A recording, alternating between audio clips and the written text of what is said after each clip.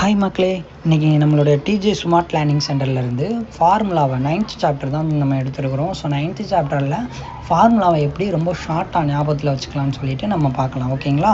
So இந்த ஃபார்முலாவை நான் சொல்லிக் கொடுத்த மெத்தட் படி நீங்கள் படிச்சுட்டு நீங்கள் ஞாபகத்தில் வச்சுக்கோங்க. ஞாபகத்தில் வச்சுக்கிட்டிங்கன்னா நாளைக்கு நம்ம என்ன பண்ணுவோம்னா ப்ராப்ளத்தை எல்லாமே உங்களுக்காக நாங்கள் போஸ்ட் பண்ணுவோம். ஓகேவா? ஸோ இப்போ நம்ம கிளாஸ்க்குள்ளே போகலாம். ஓகே, ஸோ இன்றைக்கி நம்ம கிளாஸில் இன்ட்ரோடக்ஷன் கிளாஸ் பார்க்க போகிறோம். ஓகேவா? ஃபார்முலாலாம் எப்படி நம்ம ரீகால் பண்ணிக்கலாம், எப்படி ஞாபகத்தில் வச்சுக்கலாம் அப்படின்னு பார்த்துட்டு நாளைக்கு இந்த ஃபுல் சாப்டரையும் சம்ஸை போட்டு நம்ம முடிச்சுடுவோம். இந்த சாப்டர் ஃபுல்லாமே இது ஒரு சூப்பரான இது தான். எனக்கு தெரிஞ்சு இது சின்ன சாப்டர் தான். செலக்டடு 5 மார்க் தான். 9.5 9.8 இதிலலாம் க்ரியேட்டிவ் கொஸ்டின் கேட்குறதுக்கும் வாய்ப்பு இருக்குது. ஸோ இதை மட்டும் நம்ம இன்றைக்கி இன்ட்ரோடக்ஷன் மட்டும் நம்ம ஃபார்முலா இப்படிலாம் ஞாபகத்தில் வச்சுக்கலாம்னு நம்ம பார்த்துக்கலாம். ஓகேவா? ஸோ இதான் பார்த்திங்கன்னா ஃபஸ்ட்டு பவர் ரூல். இந்த ரூல் பார்த்திங்கன்னா எக்ஸ் பவர் n இப்படி வச்சேன். ஸோ இன்ட்ரடக்ஷன் கிளாஸில் எக்ஸ் பவர் n dx இதோட இன்டகிரேஷன் பார்த்திங்கன்னா பவரில் ஒன்று ஆட் பண்ணிக்கணும். அதையே டினாமினேட்டரில் போட்டுக்கணும். X power n+1 divided by n+1 plus கரெக்டாக. அதுக்கப்புறம் இன்டகிரேஷன் ஆஃப் dx இன்டகிரேஷன் பண்ணிங்கன்னா எக்ஸ் ப்ளஸ் இந்த கான்ஸ்டன்ட்டு நீங்கள் போட்டுகிட்டே இருக்கணும் இன்டகிரேஷனில். சரியா? So formula number 1 formula number 2. அதுக்கப்புறம் integration of 1/x into dx, அதாவது dx பை எக்ஸ். இது பார்த்திங்கன்னா உங்களுக்கு லாக் எக்ஸ். லாக் வந்தாலே நீங்கள் மாடுலஸ் போட்டுடுங்க. அதான் சேஃப்டி. நம்ம லாக் மைனஸில் டிஃபைன் இல்லைனால மாடுலஸ் போட்டுக்கோங்க இன்டகிரேஷன். ஸோ இதோட இது பார்த்திங்கன்னா 1/x dx which is equal to log of mod x. ஓகேவா? இதான் 3ஆவது சாப்டர். குயிக் ரிவிஷன் பண்ணிடலாம். e பவர் எக்ஸை நீங்கள் இன்டகிரேஷன் பண்ணால் e பவர் எக்ஸ் தான், அது சேஞ்ச் வராது. ஆனால் இந்த general notation e power ax dx நீங்கள் பண்ணிங்கன்னா e பவர் ax பை என்ன வரும்? a. இந்த a இருக்குல்ல, அந்த கோஎஃபிஷியன்ட் அது என்ன இருக்கோ அது அப்படியே வந்துடும் ப்ளஸ் c. அவ்வளோதான். ஸோ இதுதான் பார்த்தீங்கன்னா ஜென்ரலுக்குரியது. இங்கே ஏக்கு பதில் 1 இருக்குது. 1 இருந்தால் e power X divided by 1 இருக்கும். அப்போ e பவர் எக்ஸ் ப்ளஸ் சின்னு மட்டும்தான் இருக்கும். அதுதான் இங்கே இருக்குது. இதோட ஒரு சப்கேஸ் தான். அதுக்கப்புறம் இந்த இது என்ன சொல்லுதுன்னா, கீழே ஃபங்க்ஷன் மேலே அதோட டெரிவேட்டிவ் இப்படி இருந்தால் அதோட answer log F of X தான். லாக்கு மாடுலஸ் இங்கே டினாமினேட்டர் உள்ளது அப்படியே போட்டுடணும். அதுக்கு ஒரு எக்ஸாம்பிள் பார்த்திங்கன்னா,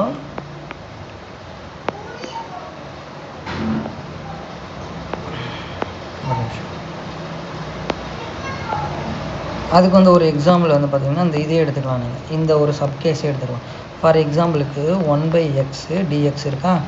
இப்போது இங்கே எஃப் ஆஃப் எக்ஸுன்றது எக்ஸு. இதோட டெரிவேட்டிவ் என்னது? 1. கரெக்ட் தானே? அப்போது அதோட ஃபங்க்ஷன் கீழேயும் அதோட டெரிவேட்டிவ் மேலேயும் இருந்ததுன்னா நீங்கள் லாக் எடுக்கணும். லாக் ஆஃப் மாடுலஸ் போட்டுட்டு இந்த கீழே இருக்கிற ஃபங்க்ஷனை அப்படியே எழுதிடணும். ஸோ அதுதான் இந்த ரூலு. இதோட ஒரு சப்கேஸ் தான் அந்த இது. புரிஞ்சதா? அந்த 5th சம் புரிஞ்சதா உங்களுக்கு? 5th புரிஞ்சதா? ஏதாவது டவுட் இருக்கா? நெக்ஸ்ட்டு என்னென்னு பார்த்தீங்கன்னா, இந்த மாதிரி இந்த ஃபங்க்ஷன் ஸ்கொயர் ரூட்டில் இருந்து F of X square root அதோட டெரிவேட்டிவ் மேலே இருந்ததுன்னா இந்த ஃபார் எக்ஸாம்பிளுக்கு என்ன பண்ணுவீங்க? ரூட் எக்ஸ்ன்னு இருக்குன்னு வச்சுக்கோங்க. 1/√x dx இப்படி இருக்குன்னு வச்சுக்கோங்க. இதை என்ன பண்ணணும் நீங்கள் அப்படின்னா, இந்த இதை அப்படியே நீங்கள் போட்டுக்கணும். இதை இது இந்த எக்ஸோட டெரிவேட்டிவ் தானே இது எஃப் டேஷ் ஆஃப் எக்ஸு. அப்போது இந்த மாதிரி ரூல் வந்ததுன்னா 2 × square root of F of X இங்கே என்ன இருக்கும் அதை அப்படியே போட்டுக்கணும். இல்லை நம்ம ஷார்ட்டாக முடிக்கலாம்னு நினச்சிங்கன்னா நீங்கள் நார்மலாகவே போகலாம். 1/x ஸ்கொயர் ரூட் ஆஃப் 1/xன்றது எப்படி ரிப்ளேஸ் பண்ணுவீங்க? எக்ஸ் பவர் 1/2 கரெக்டாக. இது மேலே போகும்போது நம்ம அல்ஜிப்ரா ரூல் படி எக்ஸ் பவர் -1/2 இருக்கும். ஸோ இதை நீங்கள் பண்ணும்போது என்னவாகும்? இந்த பவர் ரூல் யூஸ் பண்ணிங்கன்னா எக்ஸ் பவர் -1/2 + 1 -1/2 + 1 இந்த ரூல் படி நம்ம போனோம்னா ஸோ என்ன வந்துடும்? இங்கே எல்சிஎம் எடுத்தால் எக்ஸ் பவர் 1/2 இருக்கும். இங்கே 1/2 இருக்கும். ஸோ இந்த 1/2 நம்ம ரூல் படி மேலே போச்சுன்னா 2 × எக்ஸ் பவர் 1/2 இருக்கும். அப்போ 2 × √xன்னு எழுதலாம். அதாவது இந்த எஃப் ஆஃப் எக்ஸை எழுதிக்கலான்றது தான் இந்த ஸ்ட்ரைட்டாக இப்படி போட்டுடுறாங்க. ஸ்ட்ரைட்டாக நீங்கள் இப்படி போட்டுருங்க அப்படின்ற மாதிரி நம்ம சொல்கிறாங்க. ஸோ இந்த இது என்ன சொல்லுது? அதோட ஸ்கொயர் ரூட்டுக்குள்ளே அந்த ஃபங்க்ஷனும் அதோட டெரிவேட்டிவும் மேலே இருந்ததுன்னா 2 × √f ஆஃப் எக்ஸ்ன்னு போட்டுருங்க. அப்புறம் டிக்னாமெட்ரி ஃபங்க்ஷன் அடுத்த டைப் டிக்னாமெட்ரி நீங்கள் ஞாபகத்தில் வச்சுக்கணும். சைனை டிஃப்ரென்ஷியேட் பண்ண சைன் இன்டகிரேஷன் பண்ணிங்கன்னா மைனஸ் காசு இன்டகிரேஷன் பண்ணால் சைனு. ஸோ சைனுக்கு மட்டும் மைனஸ் வர்ற மாதிரி பார்த்துக்கணும். டேனை பண்ணால் லாக் சீக்கன் எக்ஸு, அதுக்கப்புறம் காட் பண்ணால் லாக் சைன் எக்ஸு. இதுக்கு ப்ரூஃபும் இருக்குது நம்மகிட்ட. ப்ரூஃப் பண்ணாலும் டக்குன்னு பண்ணிடலாம், நம்ம ஒன்றும் பிரச்சனை இல்லை. இப்போ ஃபார் எக்ஸாம்பிளுக்கு நீங்கள் என்ன பண்ணலான்னா காட் எக்ஸ் எப்படி எடுத்துக்கலாம், காஸ் எக்ஸ் பை சைன் எக்ஸ்ன்னு பண்ணிக்கலாமா. நான் ஒன்று ப்ரூவ் பண்ணுறேன், நீங்கள் மற்றதெல்லாம் ப்ரூவ் பண்ணுங்கள், ஈஸியாக வந்துடும். இந்த இதெல்லாம் வந்து படிச்சுக்கோங்க. சைனுன்றது மைனஸ் காசு, காசுன்றது சைனு. இப்போ டேன் எக்ஸ் நான் இதை எப்படி ப்ரூவ் பண்ணுறேன்னா அதே மாதிரி பண்ணுறேன். இப்போ சைனை டிஃப்ரென்ஷியேட் பண்ண என்ன வரும், காசு வரும். கரெக்டு தானே? அப்போது இதோட டிஃப்ரென்ஷியேஷன் இங்கே இருக்குது. அப்போ என்ன பண்ணுவோம், இந்த மெத்தடு, இந்த ஃபங்க்ஷன் அதோட டெரிவேட்டிவ் இருந்தால் லாக் ஆஃப் என்ன போடுவோம், எஃப் ஆஃப் எக்ஸ் என்ன எழுதணும், சைன் எக்ஸ். அவ்வளோதான். அந்த மெத்தடு படி தான் அது வந்தது. இந்த ஃபார்முலா டக்குன்னு இப்படி எழுதி விட்டுருவோம். சீக்கன் எக்ஸை நீங்கள் பண்ணும்போது நம்ம அந்த டெரிவேட்டிவ் ரூல் படி சீக்கன் எக்ஸை நீங்கள் பண்ணிங்கன்னா சீக்கன் எக்ஸ் ப்ளஸ் டேன் எக்ஸு. இல்லை இதையும் நீங்கள் பண்ணுறா 1/cos எக்ஸ்ன்னு எடுத்துகிட்டு u/v மெத்தடில் கூட நீங்கள் என்ன பண்ணலான்னா இதை ப்ரூவ் பண்ணலாம். ஓகேவா? இப்போ வரைக்கும் நம்ம ஃபார்முலாவை ஞாபகத்தில் வச்சுப்போம். நெக்ஸ்ட்டு வந்து பார்த்திங்கன்னா சீக்கன் எக்ஸ்னால் secant x plus tan x, log of secant x plus tan x. Cosecant எக்ஸ்னால் log of cosecant x minus cot x. கரெக்டாக? அப்புறம் சீக்கன் ஸ்கொயர்டை பண்ணோம்னா டேன் எக்ஸு, கொசிக்கன் ஸ்கொயர் பண்ணோன்னா மைனஸ் காட் எக்ஸ். இதெல்லாம் நல்லா ப்ரூவ் இருக்குமா, நல்லா சூப்பராக ப்ரூவ் பண்ணலாம். இப்போ ஒரு எக்ஸாம்பிளுக்கும் உங்களுக்கு நான் சொன்னேன், ஆனால் நீங்கள் ஃபார்முலாவில் நல்லா ஃபிங்கர் டிப்பில் இருந்துச்சுன்னா உங்களுக்கு ஈஸியாகிடும். அப்புறம் சீக்கன் எக்ஸ் டேன் எக்ஸை பண்ணிங்கன்னா சீக்கன் எக்ஸு, கொசிக்கன் எக்ஸ் காட் எக்ஸை பண்ணிங்கன்னா மைனஸ் கொசிக்கன் எக்ஸு. அப்புறம் இந்த exponential e into f of x into f dash of எக்ஸ்னால் இதை வந்து நீங்கள் எப்படி எழுதிக்கலாம், e⁻x எஃப் ஆஃப் எக்ஸ்ன்னு நீங்கள் எழுதிக்கலாம். ஓகே தானே? ஸோ இதுதான் வந்து பார்த்திங்கன்னா ஃபஸ்ட்டு வந்து இந்த 16 ஃபார்முலா உங்களுக்கு வந்து ஞாபகம் இருக்கும். நாளைக்கு நம்ம வந்து ப்ராப்ளம் போடும்போது டக்குன்னு உங்களுக்கு வந்துடும் ப்ராப்ளத்தில். ஓகே. அதுக்கப்புறம் வந்து சிலது type 1 category, type 2 category, type 3 கேட்டகரின்னு பிரிப்பாங்க. பிரிச்சுட்டு ஃபார்முலா ஞாபகத்தில் வச்சுக்கிற மாதிரி இருக்குது. ஸோ டைப் 1 கேட்டகரி என்னன்னு பார்த்தீங்கன்னா இங்கே வந்து a² + x² + a², இங்கே ப்ளஸ் இருக்கும். அதில் கொஞ்சம் பிரிண்டிங் மிஸ்டேக் வந்துருக்கு. இப்போ இங்கே வந்து பாருங்கள், டைப் 1 கேட்டகரி என்னென்னா a² + x². டைப் 2 கேட்டகரி என்ன பார்த்தீங்கன்னா ஸ்கொயர் ரூட் வரும், a² + x². கரெக்டாக? அதுக்கப்புறம் கரெக்டுமா? ஸோ டைப் 1 கேட்டகரிக்கு இங்கே மைனஸ் தானே யூஸ் பண்ணுறாங்க, அப்போ லாஸ்ட் ஒன்று தான் ப்ளஸ். ஓகே, அப்படியே யூஸ் பண்ணுவோம். ஸோ டைப் 1க்கு வந்து a² - x². டைப் 2க்கு வந்து ஸ்கொயர் ரூட் வரும். இதை வச்சு நீங்கள் ஐடென்டிஃபை பண்ணணும். ஸ்கொயர் ரூட் எங்கே வரும்னா டினாமினேட்டரில் வரும். ஓகே தானே? டினாமினேட்டரில் வரும். டைப் 3க்கு வந்து எங்கே வரும், நியூமரேட்டரில் வரும். அவ்வளோதான். இப்படி தான் நீங்கள் டைப் 1 டைப் 2 வந்து ஐடென்டிஃபை பண்ணணும். சரியா? ஏதாவது டவுட் இருக்காப்பா?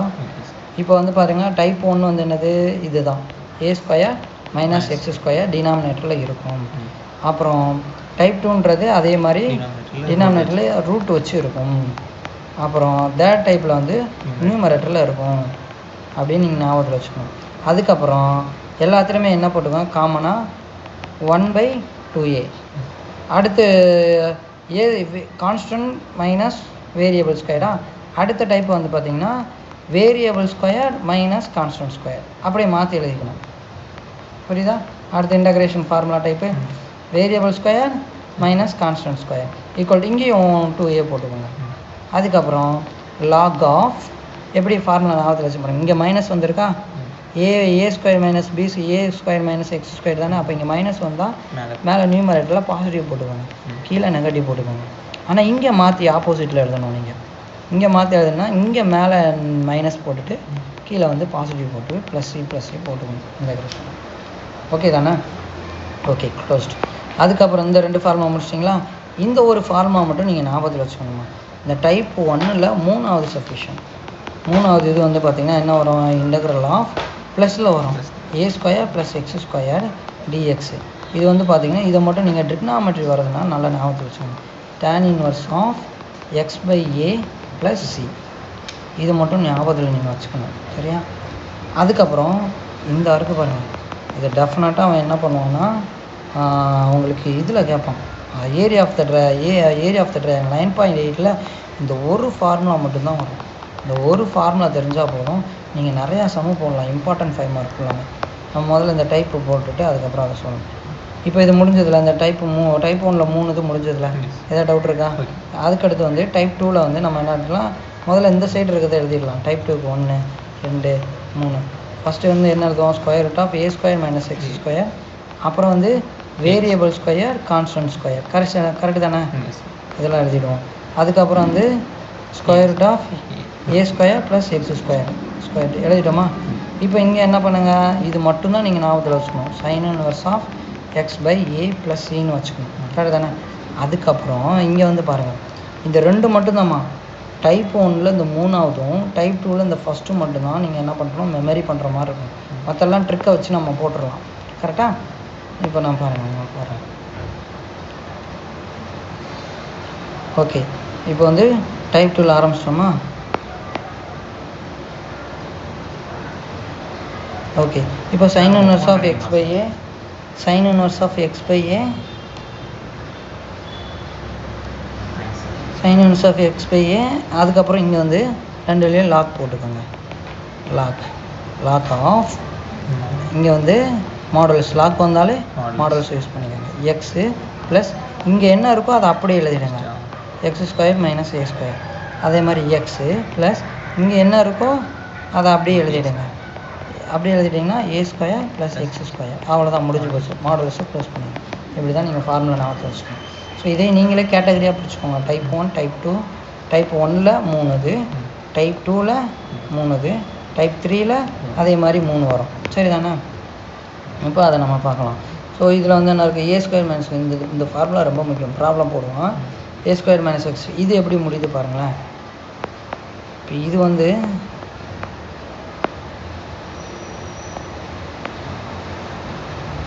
இப்போ இதை வந்து நம்ம என்ன பண்ண போகிறோம், ஃபார்முலா படி இதுதான் ஃபஸ்ட்டு ஃபார்முலா. இப்போ இதில் வந்து செகண்ட் ஃபார்முலா இங்கே எழுதுகிறேன். இன்டகிரல் ஆஃப் செகண்ட் என்ன டைப்பு, எக்ஸ் ஸ்கொயர் மைனஸ் ஏ ஸ்கொயர். மூணாவது type square root of A square plus X square. எல்லாத்துலேயும் எக்ஸ் பை 2 காமனாக போட்டுக்கோங்க ஃபஸ்ட்டு. கரெக்டாக? அப்புறம் இங்கே என்ன இருக்கோ அதை அப்படியே எழுதுங்க, அது கூட மல்டிப்ளை பண்ணி. எக்ஸ் ஸ்கொயர் மைனஸ் ஏ ஸ்கொயர், இங்கே x square minus A square plus a square plus X square. Correct. அப்புறம் போட்டுட்டோமா? இப்போ என்ன பண்ணுவீங்க, எல்லாத்துலேயும் ஏ ஸ்கொயர் பை 2 அப்படியே போட்டுக்கோங்க. ஏ ஸ்கொயர் பை 2 போட்டுக்கோங்க. இங்கே இந்த டைப் 2ல் ஏ ஸ்கொயர் மைனஸ் எக்ஸ் ஸ்கொயருக்கு நம்ம என்ன எழுதியிருக்கோன்னு பாருங்கள். அதை எழுதிட்டோமா? அதே மாதிரி டைப் 2ல் square of X square minus a ஸ்கொயருக்கு என்ன எழுதியிருக்கோம், லாக் ஆஃப் எக்ஸ். கரெக்ட் தானே? அதை அப்படி இங்கே எழுதிருங்க. Log of modulus of x plus square root of X square minus A square plus c. அதே மாதிரி இங்கேயும் இந்த டைப் 3ல் மூணாவது டைப்புக்கு என்ன இருக்கோ அதை அப்படியே இந்த ஏ ஸ்கொயர் ப்ளஸ் 2வோட மல்டிப்ளை பண்ணி எழுதிடுங்க. Log of x plus square root of A square x square plus. அவ்வளோதான், முடிஞ்சு போச்சு பாருங்கள்.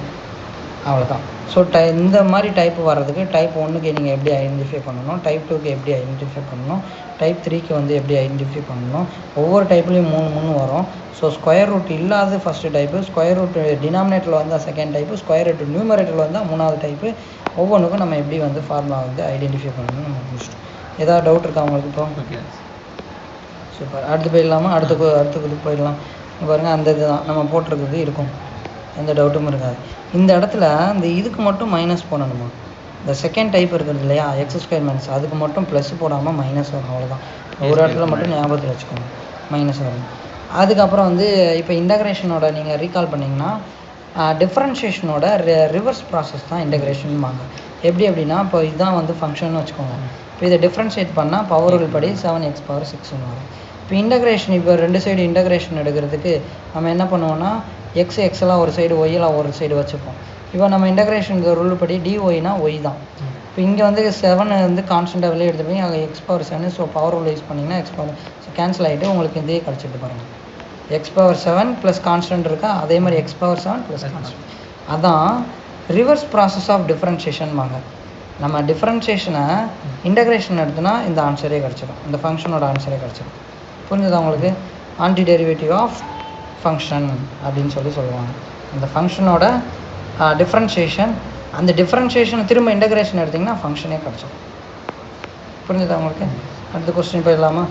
இப்போ ஏரியா ஆஃப் த இன்டகிரேஷனில் என்னென்ன ஃபார்முலாலாம் படிப்பீங்கன்னா, நமக்கு நார்மலாக ஒரு 2D ஷேப்ஸ் உங்களுக்கு தெரியும். இது வந்து ஏரியா ஆஃப் த ஸ்கொயர்னால் என்ன தெரியுங்க, L×B பண்ணி x×x x². Area of the ரெக்டாங்கிள்னா L×B. இதே மாதிரி நம்மளால் என்ன பண்ண முடியும்னா, கர்வ் கொடுத்துருந்தாங்கன்னா நம்மளால் அந்த பவுண்டட் ஆகிருக்கு இல்லையா, ஒரு லைன் ஒரு கர்வ் இந்த மாதிரி ஆகிருக்கு, இதெல்லாம் நம்ம வந்து என்ன கண்டுபிடிக்கலாம்னா ஏரியா நம்மளால் கண்டுபிடிக்க முடியும். ஒரு சர்க்கிளோட ஏரியா நம்மளால் கண்டுபிடிக்க முடியும் யூஸிங் இன்டகிரேஷனை பயன்படுத்தி. அதான் இன்டகிரேஷனோட அப்ளிகேஷன். நம்ம எப்படி ஒரு ஸ்கொயருக்கு ஃபார்முலா வச்சுருக்கோமோ அதே மாதிரி நீங்கள் என்ன ஷேப்ஸ் எனக்கு இந்த மாதிரி ஒரு கர்வ் கொடுத்துட்டு இதோட ஏரியா கண்டுபிடிக்க முடியும். அதே மாதிரி இப்படி கொடுத்துட்டு இதோட ஏரியா கண்டுபிடிக்கணும் நம்ம என்ன செஞ்சிடலாம், கண்டுபிடிச்சிடலாம். ஒரு பவுண்டட் ஒரு லைன் போட்டு அது பவுண்டட் ஏரியா வச்சு கண்டுபிடிச்சிக்கலாம். ஸோ இதுதான் வந்து பார்த்திங்கன்னா இன்டகிரேஷனோட விஷயம். அதுக்கடுத்து வந்து பார்த்திங்கன்னா அதுக்கப்புறம் வேறு ஒன்றுமே இல்லைம்மா. இப்போ ஃபார் எக்ஸாம்பிளுக்கு உங்களுக்கு ஏரியா ஆஃப் த இன்டகிரேஷனோட பியூட்டி வேணால் சொல்கிறேன். இப்போ சர்க்கிளோட ஏரியா என்னது நமக்கு தெரியும், என்ன தெரியும், பைஆர் ஸ்கொயர்னு தெரியும். இது எப்படி ப்ரூவ் பண்ணுவாங்கன்னா சர்க்கிளோட ஈக்குவேஷன் என்னது, X square plus Y square equal to 1 இல்லைனா சம் ரேடியஸ் ஏ ஸ்கொயர்னு வச்சுக்கலாமே. 1 ரேடியஸ் வருது 1. இப்போ இதை என்ன பண்ணுவாங்கன்னா இந்த ஏரியாவை தான் நம்ம கண்டுபிடிக்க போகிறோம். அப்போ நம்ம என்ன பண்ணுவோம் அப்படின்னா இப்படி பண்ணிக்கலாம் இன்டகிரேஷன் எடுக்கிறதுக்கு. அப்போ நீங்கள் ஏரியாவை ஃபில் பண்ணணுன்னா ஃபஸ்ட்டு என்ன பண்ணுவீங்கன்னா அந்த இதை ஃபில் பண்ணுவீங்க. இப்போ ஆல்ரெடி த ரெக்டாங்கிள் ஷேப்ஸ் இல்லையா ஏரியா. சார் ரெக்டாங்கிளுக்கு எனக்கு தெரியும் எல்இன்டிபி, ஸ்கொயருக்கு எனக்கு தெரியும். அப்போ நீங்கள் இதை என்ன பண்ணலான்னா ஒரு ஸ்கொயரால் கூட இந்த ஏரியாவை நீங்கள் நிரப்பலாம், இல்லைன்னா ஒரு ரெக்டாங்கிளாக கூட நீங்கள் இந்த ஏரியாவை நிரப்பி கண்டுபிடிக்கலாம். இப்படி ரெக்டாங்கிளாக உடைக்கணும் அந்த ஏரியாவை கொஞ்சம் கொஞ்சமாக இப்படி உடச்சிட்டிங்கன்னா அந்த இது என்ன ஆகிடும், சுத்தமாக ரெக்டாங்குலராக மாறிடும். கரெக்டு தானே? இப்போ ரெக்டாங்கிள் வந்துடுச்சு. இப்போ ஒரு ரெக்டாங்கிள் நம்ம ஏரியா கண்டுபிடிக்கணும்னா என்ன பண்ணுவோம், எல்என்டிபி போடுவோம். ஆனால் இங்கே வந்து நம்ம நிறையா உடச்சிருப்போம், இன்ஃபனைட் உடச்சிருப்போம். அப்போ எல்லாத்தையும் கண்டுபிடிக்கிறது அந்த சமேஷன், இந்த டேமு இப்படியே மாறி கடைசி இப்படி இன்டகிரல்லாம் மாற்றிடுவாங்க. ஏன்னா இன்ஃபனைட் இது இருக்கும் ரெக்டாங்கிள் உடச்சி. இப்போ ஒவ்வொரு ரெக்டாங்கிள் ஃபார் எக்ஸாம்பிள் நான் ரொம்ப குட்டியாக போடுறாங்க இந்த ரெக்டாங்கிள் கண்டுபிடிக்கணும்னு வச்சுக்கோங்க, ரொம்ப இன்னும் குட்டியாக வரும். நம்ம ஜூம் பண்ணோம்னா இன்னும் குட்டியாக ஏரியா. ஸோ இதோட ஏரியா 1 கண்டுபிடிச்சிட்டா இதோட சம்மேஷன் அப்படியே போட்டுகிட்டே வந்துடலாம்ல, அப்படியே ஏரியா ஆஃப் த ரெக்டாங்கிள். அப்போ பாருங்கள் எதுவுமே ஏரியா கண்டுபிடிக்கிறதுக்கு நாம் ஆல்ரெடி தெரிஞ்ச விஷயத்தில் இருந்து தான் நம்ம போகிறோம். இப்படி இன்ஃபினைட்டு கண்டுபிடிச்சி. ஓகே, இப்போ வந்து இன்னொரு தியரி என்னென்னா, இப்போ இந்த மாதிரி நீங்கள் ஏரியா போடுறீங்கன்னா இதில் எது வந்து அதாவது ரொம்ப குட்டியாக நான் சொல்கிறேன் பாருங்கள் எக்ஸை பொறுத்து. அப்போ இந்த சேஞ்சிங் இருக்குது பாருங்கள், ரொம்ப ஸ்மால் சேஞ்சிங், அதை நீங்கள் என்ன பார்த்தோம்னா டிஎக்ஸ்ன்னு எடுத்துக்கணும். அப்புறம் இந்த லென்த் இருக்குது பாருங்கள், இது யாருக்கு பேரலாக இருக்குது, ஒய்க்கு இருக்குது. அப்போ இங்கே ஒய்ன்னு போட்டோம், டிஎக்ஸ் வந்தால் ஒய்ன்னு போட்டுக்கணும். இதுதான் வந்து இன்டகிரேஷனோட ஃபார்முலா. எதுக்கு இந்த மாதிரி எடுத்திங்கன்னா ஹரிசாண்டல் எடுத்திங்கன்னா இதுதான் ஃபார்முலா. ஓகே, இப்போ ஒய் ஆக்சிஸை பொறுத்து இப்படி எடுத்திங்கன்னா இதில் யார் வந்து லைட் சேஞ்சிங்காக இருக்கிறாங்க, ரொம்ப கம்மியான சேஞ்சிங் யார் இதில், ஒய். எக்ஸ் தானே பெருசாக இருக்குது லென்த்து, ஹரிசாண்டல் எக்ஸுக்கு ஈக்குவலாக இருக்குது. அதில் பாருங்கள் நான் லிஸ்ட்டு திரும்ப இது பண்ணுறேன். இப்போது இந்த மாதிரி ஏரியா போகிறோன்னு வச்சுக்கோங்க, ரொம்ப குட்டியாக இப்படி போகிறேன்னு வச்சுக்கோங்க. இப்போ இவனை வந்து ரொம்ப ரேட் ஆஃப் சேஞ்ச் ரொம்ப கம்மியாக இருக்கிற ரொம்ப கம்மியானது இது ஸ்லீப்பிங் ஏரியான்னு சொல்லுவாங்க. அப்படின்னா ரொம்ப குட்டியாக. ஆமாம், அப்படின்னா இங்கே அந்த இதை நம்ம எப்படி மென்ஷன் பண்ணோம்னா டிஒய் அப்படின்னு. அப்போ இதுக்கு எது வந்து அதோட லென்த்தை வந்து பாருங்களேன், எதுக்கு ஹரிசாண்டலாக இருக்குது, எக்ஸுக்கு. அப்போ இதோட இன்டகிரேஷன் வந்து இப்படி நீங்கள் பண்ணிங்கன்னா ஏரியாவை ஒய் எக்ஸ் இன்ட்டு டிஒய், அவ்வளோதான். அப்போ உங்களுக்கு வந்து ஹரிசாண்டலாக இப்படி இருந்ததுன்னா ஒய் இன்ட்டு டிஎக்ஸு. இப்படி நீங்கள் எப்படி கண்டுபிடிச்சாலும் ஆன்சர் சேமாக வருமா, அதிலலாம் எந்த தப்பும் வராது. உங்கள் புக்கில் எக்ஸாம்பிள்லாம் பார்த்தீங்கன்னா நாளைக்கு நம்ம சம் பார்க்க போகிறோம் இல்லையா, இந்த எக்ஸாம்பிள் ஒவ்வொன்றும் வந்து பார்த்தீங்கன்னா உங்களுக்கு அப்படி தான் இருக்கும். சரி, நான் பார்க்கும்போது பார்த்துக்கலாம். அப்போ எக்ஸ் இன்ட்டு டிஒய் இந்த மாதிரி வரும். ஸோ இப்போ என்ன பண்ணுவோம், இதுதான் வந்து சர்க்கிளோட ஃபார்முலா. இப்போது நமக்கு ஒய் தானே தேவைப்படுது, ஏன்னா நம்ம இப்படி தானே பார்க்க போகிறோம், இப்படி பார்க்க போகிறோமா. அப்போ ஒய் இன்ட்டு டிஎக்ஸ் தானே எப்படி பார்ப்போம், நம்ம இப்படி பார்க்க போகிறோம். இப்போ நம்ம இந்த மாதிரி பார்க்க போகிறோம். இதை நீங்கள் அப்படி பார்த்தாலும் ஒன்றும் பிரச்சனை இல்லைம்மா. வெர்டிக்கலாக நீங்கள் வெர்டிக்கலாக பார்க்குறேங்க, வெர்டிக்கலாக இப்போ பார்த்தோன்னா இதானே அந்த லைட் சேஞ்சிங்க. அப்போ என்ன வரும், இங்கே டிஎக்ஸு, இங்கே ஒய். கரெக்டாக? அப்போ இதோட இது என்ன பார்க்க போகிறோம், ஒய் இன்ட்டு டிஎக்ஸு. அப்போ நமக்கு x square plus Y square equal to a square சர்க்கிளோட ஃபார்முலா இருக்கும். இதில் நீங்கள் ஒய்யை கண்டுபிடிக்கணும், மைனஸ் எக்ஸ் ஸ்கொயர். அப்போ ஒய் கண்டுபிடிச்சிங்கன்னா square root of A square minus x square. Plus or minus போனால் நான் ப்ளஸ் எடுத்துகிட்டு நம்ம ஒர்க் பண்ணுவோம். ஏரியாவில் ஏரியா எப்போயுமே பாசிட்டிவாக தானே இருக்கும். ஸோ இங்கே வந்து மைனஸ் தான் வரும். ஸோ இங்கே வந்து 4 ரீசன் சொல்கிறேன் பாருங்கள். ஏன் 4 போடுறோன்னா, சிமெட்ரிக் ஷேப்ஸ்ன்னு சொல்லுவாங்க. அதாவது இங்கே எவ்வளோ ஏரியா இருக்கோ அதான் செகண்ட் குவாட்ரண்ட்லேயும் இருக்கும், அதான் தேர்ட்லேயும் இருக்கும், இதெல்லாம் ஃபோர்த்லேயும் இருக்கும். அப்போ ஒன்று கண்டுபிடிச்சா போதும், இந்த ஃபஸ்ட்டு குவாட்ரண்ட்டை கண்டுபிடிச்சா போதும், மீதி ஆட் பண்ணிக்க வேண்டியதானே. இந்த ஏரியா ப்ளஸ் இந்த ஏரியா ப்ளஸ் இந்த ஏரியா இந்த ஏரியா. அதனால தான் 4 டைம்ஸ் 0 to இங்கே பாருங்கள், இது லிமிட்ஸ் பாருங்கள், எக்ஸ் ஆக்ஸில் தானே எடுத்தீங்க. அப்போ 0 to a என்ன போடுவீங்க, ஒய் இன்ட்டு டிஎக்ஸு, அவ்வளோதான். ஸோ ஒய் இன்ட்டு டிஎக்ஸு கரெக்டாக. இப்போ அதுக்கப்புறம் என்ன பண்ணுவாங்க, இதோட ஃபார்முலா நமக்கு தெரியும். இது என்னது, டைப் 3 கரெக்ட் தானே. டைப் 3ல் ஃபஸ்ட்டு ஒன்று. அப்போ நம்ம என்ன பண்ணுவோம், x/2 போட்டுப்போம். அப்புறம் இதை அப்படியே எழுதிடுவோம். அப்புறம் a²/2 போடும், sine inverse of x/a 0 to a. இப்போ நீங்கள் வந்து அப்பர் லிமிட்டை நீங்கள் சப்ஜெக்ட் பண்ணிக்கலாம். அப்பர் லிமிட்டை சப்ஜெக்ட் பண்ணிங்கன்னா இந்த ஃபஸ்ட்டு டேர்ம் என்ன ஆகிடும், மொத்தமாக 0 ஆகிடும். ஏன்னா a² இப்போ 0 ஆகிடும். இங்கே வந்து சப்ஜெக்ட் பண்ணிங்கன்னா a/aன்னு இருக்கும். அப்போ கேன்சல் பண்ணிங்கன்னா 1ன்னு வரும். சைன் இன்வர்ஸ் 1 நமக்கு என்ன தெரியும், π/2ன்னு தெரியும். ஸோ இது மொத்த டைம் 0 ஆகிடும், இது வந்து π/2 இருக்கும். ஸோ அந்த டைம் இருக்கும். சரி, செகண்ட் வந்தீங்கன்னா இதுக்கு 0 போட்டிங்கன்னா 0 இன்ட்டு எனிதிங் 0 ஆகிடும். இதில் 0/0 சைன் 0 0 தான். அப்போ மொத்தமாக 0 ஆகிடும்.